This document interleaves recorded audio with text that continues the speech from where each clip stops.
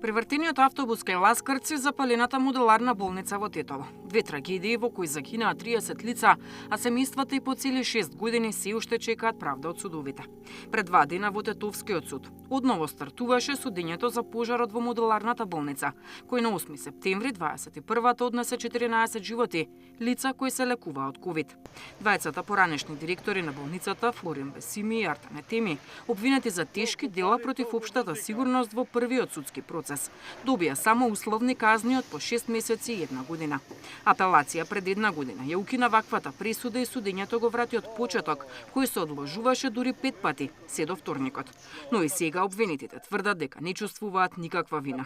И македонското и германското вештачење утврдија дека пожарот првично го предизвикал електричен спој, запален продолжен кабел на кој биле приклучени апарат за реанимација, полнач за мобилен телефон и уште еден уред.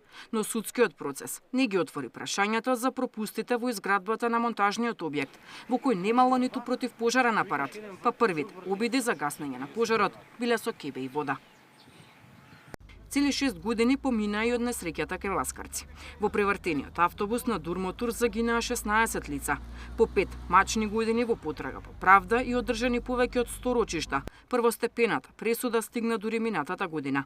Највисока казна од 14 години доби возачот на автобусот, додека сопственикот на Дурмотурс, кој беше прво обвинет за тешки дела против безбедноста на луѓето и имотот во сообраќајот, доби казна од 4 години. Иако вештачењето покажа дека возачот загубил контрола врз автобусот, бидејќи тој бил технички неисправен и со само 29% способност на кочниците не успел да го запре. Обвинителите ја обжалија пресудата за сопственикот и останатите обвинети кои добија пониски казни, но целиот процес завршува тука. 8 месеци подоцна апелација се уште нема одлука. Токму овие два судски процеси, премиерот Мицкоски најави дека ќе бидат повторно отворени. Не само возачот на автобусот или управителот на правното лице, туку да видиме во кој испитен центар кажале дека тој е технички исправен. Кој ја дал дозволата да тој испитен центар функционира така како што функционира? Зошто во модуларната болница е променето Министерството од едно во друго кога е правена јавната набавка? Зошто кабелот е виновен? Кој го направил проектот и дали можеби недостасуваат некои елементи таму кои што мислам дека недостасуваат. Се тоа ќе има одговор, ќе има разврска, нема ништо да оставиме. Правниците пак велат дека во оваа фаза е тешко реотварање на судските процеси, но дефинитивно се согласни дека има што да се доразчисти.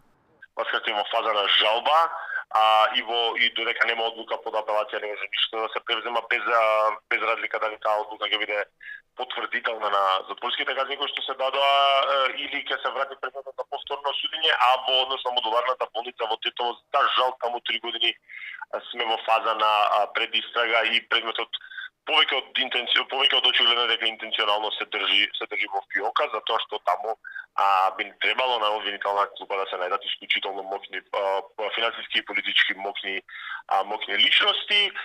Премиерот нема право формално да се меша во овие постапки, но во делот на предистражната постапка преку МВР и како може да помогне да се приберат и достават докази до обвинителството за организиран криминал, кое што исклучително споро го работи овој предмет.